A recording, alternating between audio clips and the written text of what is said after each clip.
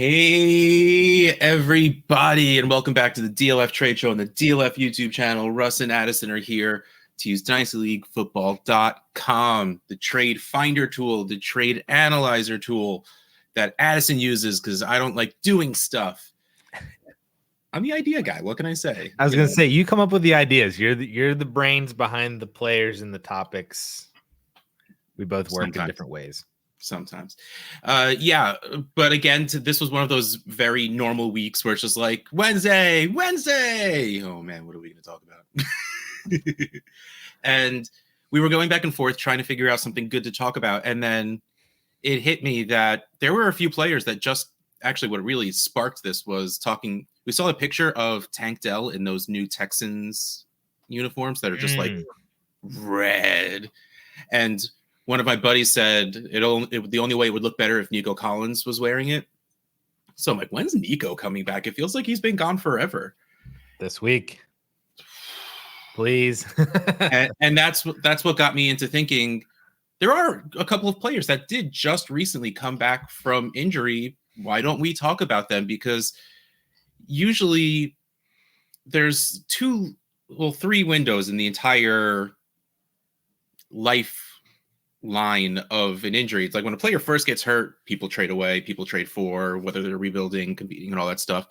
Right before they come back, and then usually like a week or two after they come back, because they're the people that want to gamble a little bit, saying, wait, we haven't seen him back yet. He might not be okay. Maybe I get him a little cheaper.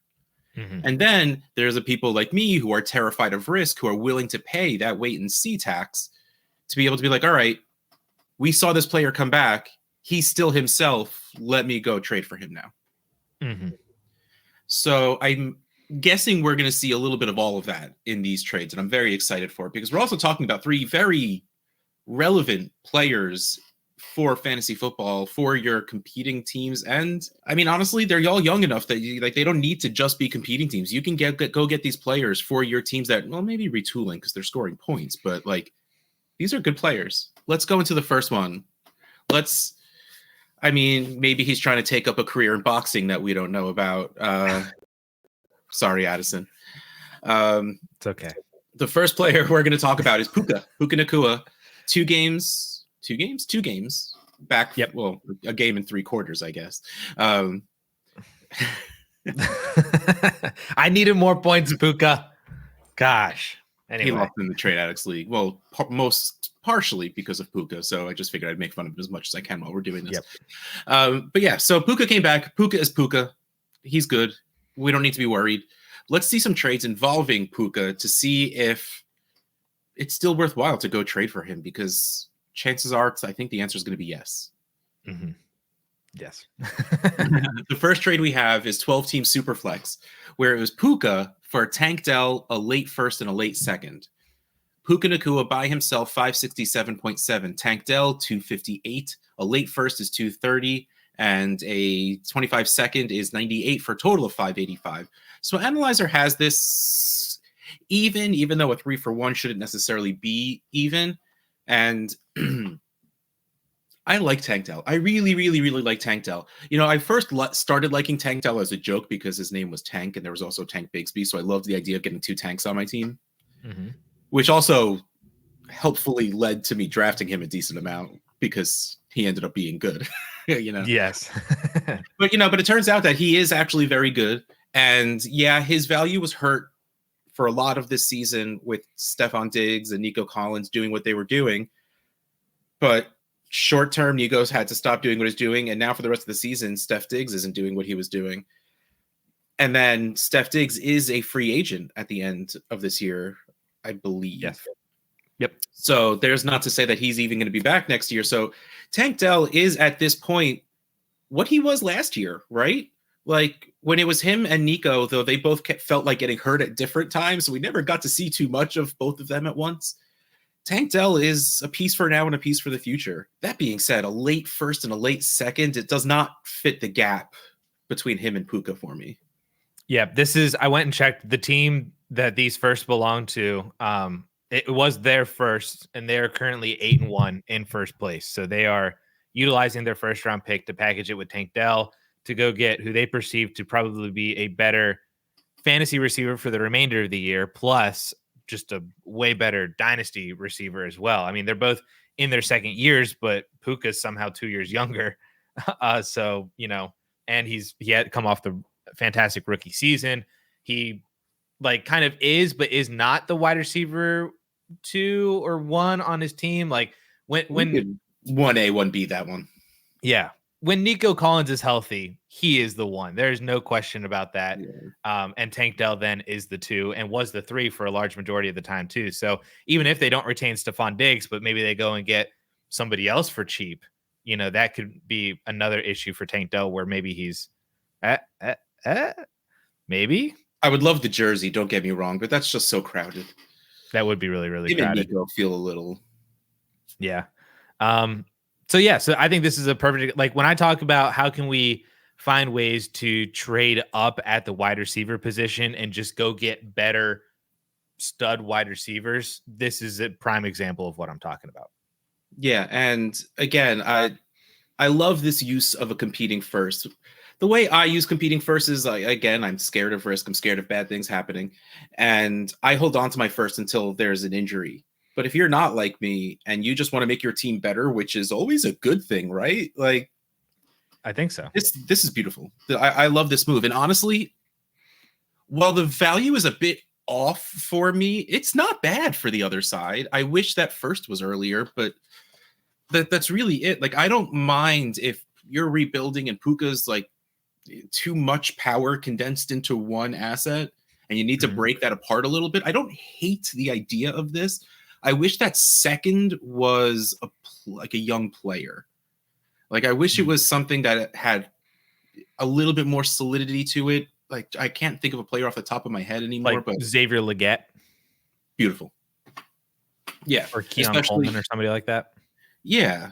Yeah. Perfect. Like these guys that are showing something on the field already and have that youth, have that upside, have all of the hopes and dreams still that a second still does, but like we've seen it out of these players. Sure. Yep.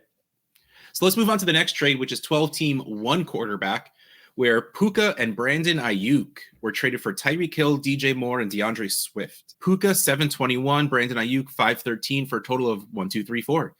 Tyreek Hill, 554, DJ Moore, 481, DeAndre Swift, 144 for a total of 1180. This, according to the analyzer, is just the Puka Brandon Ayuk side. It's more complicated than that, just to put it out there. But, usually we say when you're putting in more assets, and especially this one where the weakest asset is DeAndre Swift, and that's not weak right now. Like, he's scoring some points. I guess it doesn't have to be as much of an overpay. Like, when we're talking like combining seconds to go reach the value of another side, it should have to way overshoot. But DeAndre Swift feels strong, but we're still below the total of the other side. Yeah. And don't get me wrong, we're going to talk about one of, this guy's quarterback in a few minutes. Spoiler alert, teaser, whatever you want to call it. Tyreek Hill finally has Tua back. He hasn't quite gotten off for 303 touchdowns yet, but it's now within the realm of possibility. It's coming. It's coming soon. That's the better way to say it. And then you have the two Bears players, which are good. DJ Moore has his games, like with that wonderful video of him walking off mid-play. I don't know if you saw that. Oh, yeah, I did. But I think did you see the reason why people were thinking that he did that? I mean, I assumed it because he thought Caleb Williams went out of bounds. No, I saw that it was because when he was running his route, he was running the comeback route and he stepped out of bounds and he realized he stepped out of bounds. So that if he would then catch the ball, that would be a penalty because he ran out of bounds and then came back into the field of play. So people were thinking that maybe he just walked off the field to remove himself entirely from the play so that Caleb didn't think that he was like an actual receiver that he could throw to, because then it would have been a penalty. If that's the case, that's that feels exactly. That feels like grasping at the thinnest straw you could find. Yeah, that's like, I don't think it was like DJ Moore not look bad. How can I make DJ Moore not look bad? Let me get some. I don't think it was he just gave up on the play. I don't know. Kind of thing. I don't think it was a bad thing. It was funny just to kind of see him just seeing that video so out of context was it was awesome. I loved it. Yeah. But that being said, that offense isn't clicking like you want, isn't clicking in this country the way you wanted to. Man, they did so good in London. They just did so well. They should play more games in London. I agree. Bring it over. Just bring it over. I mean, all of this to be saying this is the Puka and Ayuk side, even without Ayuk the rest of the season, because while I like putting Tyreek Hill in my lineup, we haven't seen that game yet. I'm with you. It's coming. It's happening. DJ Moore feels iffy to me. Like, I don't know if in a 12 team start 10, you have to start DJ Moore every week, but are you happy about it? Nope. I was doing some math on DJ Moore. Just take a guess on where his PPR, like what is he averaging on a PPR points per game basis? I was just about to pull it up. All right, so I'll stop looking. I mean, give me a number. Where do you think he's at? I'm going to be optimistic and say 13. Okay, you are 1.5 points above where he's at. He's at 11. I really was going to say 12. He's at 11.7. That's the wide receiver 35 right now. One spot behind Quentin Johnston and catcher Quentin Johnston. 2 spots ahead of Cortland Sutton. The very now relevant Cortland Sutton. Exactly. Yeah, exactly. Like last year, last year was it. We had DJ Moore where we wanted him, and then they ruined it. Yeah. The other math that I was doing was he had one big game. That was the Carolina, the revenge game, 27.5 PPR points. If you remove that game from his game log, oh God, it has to be so low. The other 7 games he's played, he's averaged 9.5 PPR. That's fantasy points per game, which is currently equivalent to Darius Slayton. The word for that is rough. That is rough, buddy. He's not. This is the type of trade that, when people ask me, they're like, hey, I'm kind of in the middle. I'm not really sure if I should try to compete this year because I'm like 5th or 6th or 7th in points for. I'm around there in record. Like, I could be the 6th seed, but 1 or 2 losses might put me out of the playoffs. Don't really know what to do. Should I go in for this year? Should I start going for 2025? My advice is, can you try to do both simultaneously? So is there ways that you can shed off of some of the age that you have and move over to younger assets to regain some of that longevity, but then maybe those younger assets still produce for you to where you can maybe still make the playoffs and go on a run and see where you end up, So there are ways I think that you can do both simultaneously if you're in that position. I think this is one of those kind of examples where you're getting rid of the age of DJ Moore. You're shedding off that age to go over to Puka Nacua. And Puka and Tyreek might be just as productive, or Puka might be more productive than Tyreek for the remainder of the year. You get rid of DJ Moore, who we just, explained is like a very good wide receiver that is probably going to start 10 or 11, a guy that you're starting every week. But are you happy about that? We also just outlined what he's been doing on a production basis. He might be carrying more name value at this point that you could replace with whoever. You could sell DJ Moore in this trade and then go buy like Cedric Tillman and you're probably winning, and it's that. And then you get rid of DeAndre Swift. So you're aging down a lot, but I bet you that you don't really lose the production that you think you are by moving all 3 of these assets over to Puka when you also include in the other assets that you can start, that are on your bench, right? Or you can trade away a 2nd round pick for, or something like that. Or then trade away Brandon Ayuk if you wanted to do that too. Maybe you trade Ayuk for McLaurin, or you trade Ayuk for, George Pickens. Like, maybe you have to add the Ayuk to get to that point, but it's not like Ayuk's a nothing piece either, that if you wanted to push your chips in, then you can make that move too. And just to put it out there, Swift running back 17 in points per game with 15.5, which is absolutely not nothing. Running backs are doing pretty well this year, actually. His end of season schedule is really rough. Is it? Swift? Yeah. For running backs. And the 4 for 4 has like a rest of season strength of schedule thing. Let me see if I can pull it up quickly enough. He is near the bottom Really? of the rankings. Yeah, he is 1, 2, 3, 4, 5, 6, 7, 8th rest of season. But there's a lot of red. He gets the Patriots this week, so that's good.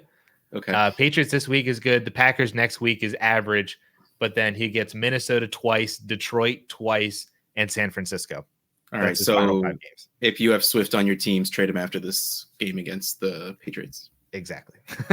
But all this to be saying, go trade for Puka because he's not getting that wide receiver 6-ish price, it looks like, that he still deserves.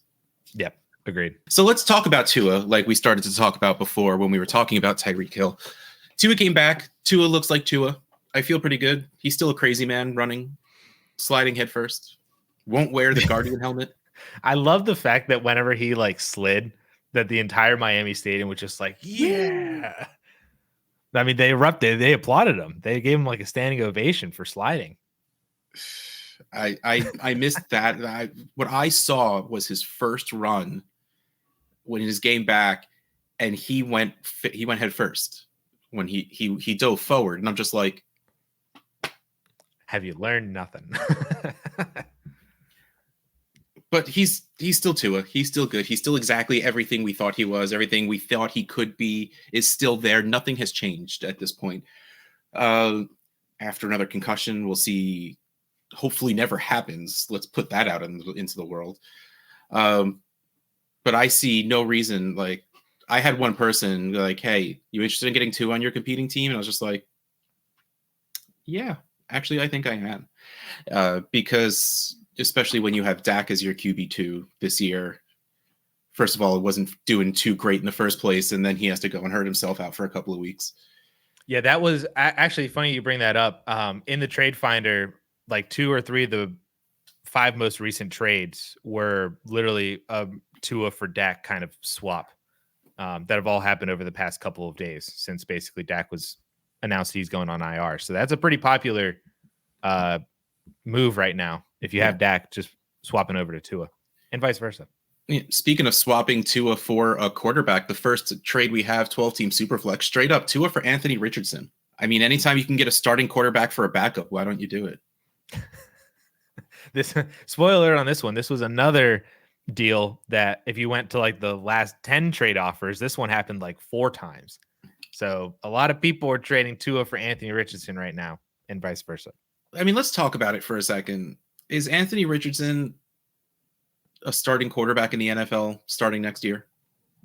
I think that if I had to bet on it right now, I would bet that he has a starting job next year. I don't know if it's like week 1, but I feel like the Colts might be one of those teams that treat Anthony Richardson like he is basically a rookie, even though he's entering year 3. Maybe they get a younger kind of bridge quarterback, somebody else that he can still sit and develop behind. But I think the expectation would be that Richardson would come back at some point. So they might treat him like he's another rookie, and maybe is not the week 1 starter, but maybe he's like the week 4 or 5 starter, kind of like Drake May. So I think that he gets his starting job back within the next calendar year. Okay. By the way, Drake May. He's good. Playing good. I fail to see how this is not just Tua in every way, shape, or form, by the way, just to put it out there. There's definitely more upside with Tua, that he can regain a bunch of value by having a strong end of season. I think there's definitely more downside. I mean, anytime you have Tua, every single time that he gets hit, you're like, hoping that he's not just going to medically retire and Andrew Luck you. So I was on vacation, Addison. Vacation. When Andrew Luck got hit with that news. Yeah. Whoa. Man. Okay. So Anthony Richardson's value is what it is right now. Let's say 3 weeks from now, they go back to Anthony Richardson and he does pretty well. I'm not talking about Konami code, whatever fancy things we wanted him to be, but like low 20 points per game, throwing not awfully, but he's not good, so not great. But like Do you think his value would reach Tua's by anything except being what we hoped he would be and then finally surpassing Tua? Like, to me, like that's the only two options. Either he stays low down because he's not great, or he becomes what we thought he would be, Josh Allen style, and gets valued up there. Like, I don't know how there's an in-between anymore after getting benched like this. Yeah, I agree with you. I think that's why this feels like a weird trade, because if you have Tua, I don't know if Anthony Richardson is the guy to just all of a sudden pivot off to. Exactly. But if you have Anthony Richardson, I don't know if Tua is the guy that I want to pivot to if you're looking for like production, or if you just want. I mean, that has to be the reason why, is because Richardson's now benched and you're trying to compete for this year. I just don't know if Tua is the right answer. Then he's probably the most expensive quarterback you can get out of Anthony Richardson at this point, without having to add to Anthony Richardson. Probably, yeah. Like you probably won't get to Goff, or you can't get to Herbert, or probably not Bo Nix. Probably. You should probably be able to pull off Bo Nix if you wanted to. Though I'd rather have Bo Nix than Tua. The ascension. I love the ascension of Bo Nix right now, mostly because I have like 3 shares and it excites me. Okay, let's move on to the next one. And I love this because this is one of my friend's trades who I told him to do. So the trade we have, 12-team Superflex again, is Tua for a late first and Michael Penix. And I can tell you this is a competing versus a rebuilding team, even though it's rather obvious from the trade itself. But that's exactly what it was. I wish I could remember what the original offer surrounded, but it had nothing to do with a first or Michael Penix. He was trying to get Tua because he lost someone, I can't remember anymore. And he's like, if you were competing and needed to replace your quarterback, would you give up this? And I'm like, for Tua? No. And he goes, what about my first and Michael Penix? Yes. Funny. Yeah, to me, this is pretty easily Tua. A late first, you're competing. You're probably in the playoffs already at this point. Even like not clinched, but like short of disaster. You're in the playoffs already. Michael Penix, he'll probably be a thing in 2 years. Like he could be Jordan Love. He absolutely can, and he honestly probably will be. But that's a long way from now. Like, if Tua doesn't get another concussion for the rest of this season, I wonder how quickly we forget by next season starting how scared we were of him. I don't think that's ever going to go away. Yeah, the fear. I mean, don't get me wrong, it shouldn't. But there's a lot of dynasty managers with very short memories.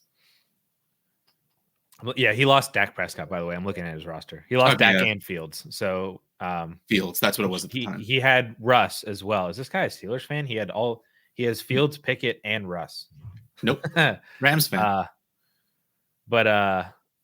Yeah, so he had Dak and Fields, and Russ was his only other starter, so he paid up for Tua with Penix on first. To me, this is so easily Tua. If I'm a rebuilding team, I don't know if I have the patience to accept this trade.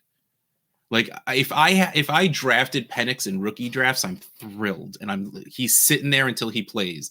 I don't have the patience to trade for Michael Penix. I think if you are a full-on rebuilder, like I like that a lot, from like a full-on rebuild, you get the first, you get the upside shot on whatever Michael Penix is. Let me look at this guy's names. Yeah, like this roster, his best wide receiver is Cedric Tillman, and then his next best wide receiver is Demario Douglas. Stud Demario Douglas. Dude, trade Cedric Tillman. He has this guy. This roster is like the pinnacle of that picture of the Ferrari parked in the trailer park. Yeah. Because he has Jaden Daniels and then literally nothing. You got to start somewhere. He has Nico on his IR. So there you go. So he has 2 Ferraris in the trailer park. One's at the top. One's in the one has a couple of garbage cans hanging over it to keep it dry. Yep, exactly. Yeah. And from this standpoint, I love this trade for him to go buy Michael Penix then, because he's got a big time lottery ticket. He got the extra first round pick too. I love it from both perspectives, honestly. Yeah, if you're digging into a 2-3 year rebuild, it makes sense to go do it. Yeah. I don't have the patience for that anymore. I used to find that the most fun in the world is those big 2-3 year rebuilds, but my old age might be catching up with me. This is also a Devy league too, so that's a Devy depleted first for those of you looking at Tua. That was not brought to my attention. That makes it even better though. They got Devy players on their taxi squads and stuff. So that's probably more like a early to mid second. Yeah. And Penix for Tua. Makes me like the Tua side even more. Yep, agreed. All right, so let's move on to our next player who is finally back. It is not quite Hawk time yet, but we're almost at Hawk time smash. Look, he came back as soon, like this is whenever we were like, when is Hawk going to come back? November? Thanksgiving, maybe, hopefully. Like that was the real answer. Like, what's the soonest he can come back? November. But like reality, like if we were waiting for 100% Hawk, which I don't know why, like I guess they're a little worried, but like he's not all the way back yet. So I love right now being a buying window for TJ Hockenson, because people are going to see him putting up 7-8 points in a game and just being like, oh, maybe they don't need him anymore. Him and Darnold don't have a connection. Yep. That's like that whenever you were talking about at the very beginning, when there are like 3 trade windows for an injured player, and the third one is like a week or two after they come back. I think that there's 2 reasons to buy a week or two after. It's one that, oh, they returned and they're looking good, so you pay that I saw it tax. Or reason number 2 is they returned, they're still kind of injured and they're playing through it. They're not as effective. They're not where we think that they should be. Yeah. Then you can buy low, almost as if they are still injured. And that, I think, is another good reason to buy on into these injured players. It's like, I think that's going to happen with Isaiah Pacheco, is that he's going to come back and he's going to be in a committee. He's not going to look good coming off the broken ankle, and he's going to have a really rough end of the year. And people are going to be like, Isaiah, like, I think that you could probably get Isaiah Pacheco for cheap in a few weeks when he does come back still. And I think you're doing that with Hockenson right now. Let's talk about trades. Yeah. 12-team Superflex, no tight end premium, straight up TJ Hockenson for Rome Odunze. This is one of those difficult things where you're weighing talent versus situation when it comes to Rome Odunze. You know, what did you believe him to be coming into the league? What did you believe of what his and Caleb Williams' connection could be? And what is it right now? Right now is a little rough. We had a really good game. Yeah. He's coming off a good game this past week. He was 5 for 104 on 7 targets. That's cool. That's his second game over 42 yards on the year. Both of which were 100-yard games. So there's that. So he's either at 100 or he's either at 40. There's no in between. That's how I feel. I either feel like I'm 40 or I feel like I'm 100. Feeling 40 is a good day, and that's bad. That makes sense. Do you think the value gap between them is that large? I don't think so. I think that is some TJ Hockenson depreciation. Like, I think Odunze is like right where he's probably should be. Maybe 399 is a little high, but I think he shouldn't be any lower than 350. So he's like in there. Okay. But I think this is a little, like, I think Hockenson should be low 300s. You think new ADP will roll around in a couple of weeks and we'll have seen Hockenson playing, so maybe he'll go up in ADP and that'll raise his, and the rankings, he'll go up a little bit? Probably. Yeah, that's what I would like. And he's tight end 4 in October Superflex ADP. So I'm not sure if he really gains much in the tight end realm, but overall he could probably definitely climb. Like, I'd expect that he would climb over Brandon Ayuk and Chris Godwin and ETN and Debo, like all these, he's behind all these guys in October ADP. So when he climbs over them in November ADP, that'll raise his overall value. Yeah. Again, this is something I think I would do if I was competing, and especially, well, no tight end premium makes it a little iffy. But Hockenson is one of those guys where it doesn't need to be tight end premium for him to be good in your tight end spot. So getting that positional advantage out of a player, even if there is no premium, I still think I go Hockenson in this. But I get it. This is fine. Yeah, I think it's one of those where it's like if you drafted Odunze kind of out of luxury, if you were like a middle of the pack team, you kind of got him. He's like your wide receiver 4 or 5, and you don't really have like a tight end.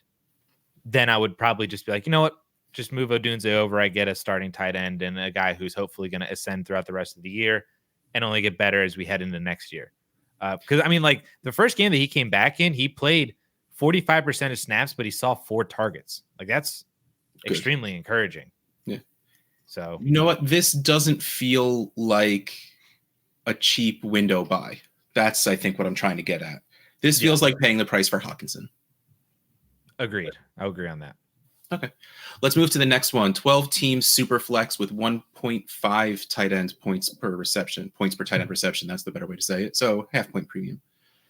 The trade we have is Jonathan Taylor, TJ Hockenson, and Calvin Ridley for Garrett Wilson and Dalton Kincaid. See, I know what I'm going to pick on this side. Jonathan Taylor, 478, TJ Hockenson, 361, Calvin Ridley, 79 for a total of 918, Garrett Wilson, 504, Dalton Kincaid, 356 for a total of 861. So according to the analyzer, we are pretty much overpaying pretty much Calvin Ridley because it's a 3 for 2.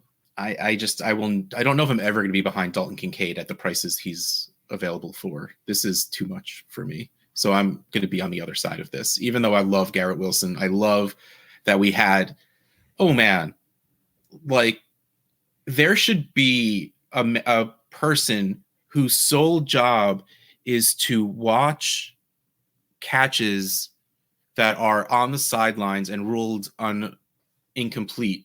Because if they're so cool that they should be complete, it should count as a completion. I agree. Garrett Wilson had like rule, man. Garrett Wilson had like 2 of those this week. One of them was in the end zone. Like, and not to mention he still had a ridiculously good game, and just like what his game could have been. I love me some Garrett Wilson, but Jonathan Taylor to me is still Jonathan Taylor. He's 25, which means you'll probably get another year or 2. And I don't care who the quarterback is in Indy. I think Jonathan Taylor's fine either way. Give me TJ Hockenson way over Dalton Kincaid, even though they're valued at exactly the same. By the way, Jonathan Taylor only 30 points below Garrett Wilson. Like, I think I don't prefer everything on the Taylor side. I would rather have Garrett Wilson over Jonathan Taylor 1-for-1. Maybe that's just my wide receiver bias. But when putting this in full picture, I easily take the Jonathan Taylor side here, even though you're getting young, 24-year-old wide receiver, 25-year-old tight ends. That's nice if you're talking rebuild, but it's the name of Dalton Kincaid that's throwing me off, I think.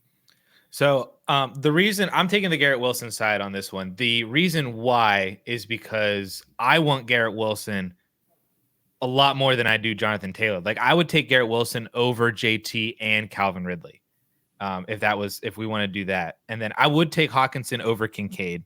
Your Ridley bias is coming in. I just saw it. No, it really isn't. I was going to say, is Ridley adding much to this conversation? No, with what's going on. He's fun production, basically. Assuming that he even produces. The roller coaster has been annoying. Yeah. But yeah, if you wanted to break that down of JT and Calvin Ridley, I would take Garrett Wilson over that. I do agree with you. I would take Hockenson over Kincaid. I definitely think that Kincaid's value is very inflated, and it really hasn't gone down despite him not doing anything. Yeah. Like at least like with Laporta, he's still a top 3 tight end. He's also not doing anything. He kind of has been doing something over the past week or two without Jameson Williams, but now Williams is coming back. But Laporta, for the most part, has not done anything. But at least we have last year to hang our hats on with Laporta, where he had, a tight end 1 fantasy season, over 900 yards, double-digit touchdowns. Like, Kincaid didn't do that. Kincaid has like a sample size of like 5 weeks without Dawson Knox, and that's what we're still trying to hang our hats on, even though he's not producing at all this year, and he's still tied in 5. So I agree with you. The Dalton Kincaid is very overvalued right now, but I still want the Garrett Wilson side on this because I think that he is overall the best player in this deal. Yeah, by a decent margin. I definitely think that he should be valued more than 504 in this. And I'm not going to say no to the trade because I don't like Dalton Kincaid. I'm fine taking on Dalton Kincaid because then I would like to pivot off of him at his current value. Like if I could then flip this around and I could turn Kincaid into Kyle Pitts in a second, then I would do that. Like that would make this deal so much different for me in its entirety. Or if it was, Mark Andrews and something else for Kincaid, I would, let me go get a different tight end that I actually like. Yeah. And something on top of that because of Kincaid's inflated value. And I still get Garrett Wilson and I get the actual deal that I like ultimately. Yeah, I guess when you're putting it that way, the truth is, especially if this isn't a bit of a rebuilding move, I think I'm with you on that one. I would sacrifice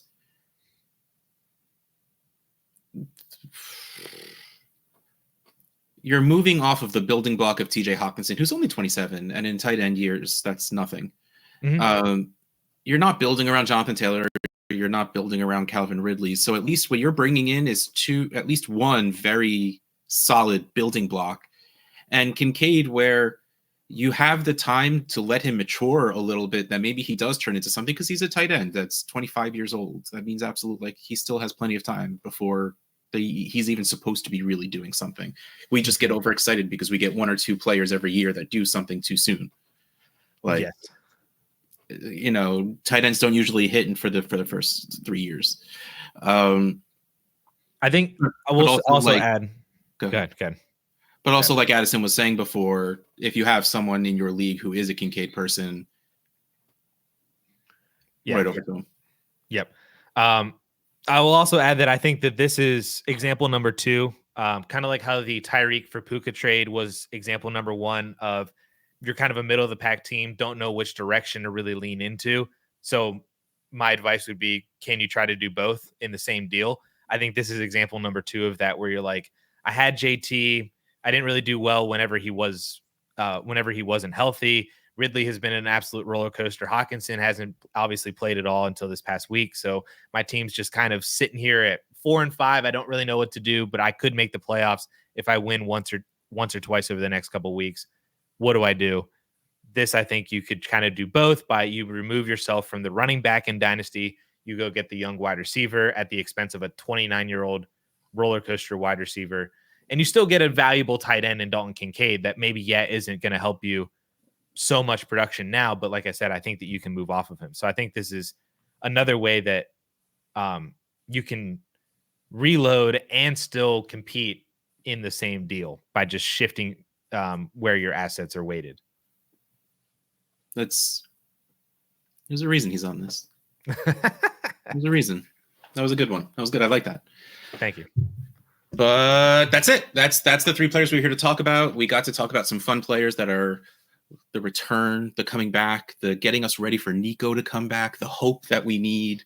That's what we're here for. But that is what we're done doing for today. This has been the DLF Trade Show on the DLF YouTube channel. Russ Fisher at Dynasty Outhouse, Addison Hayes at Hamazes_. We'll catch you next time.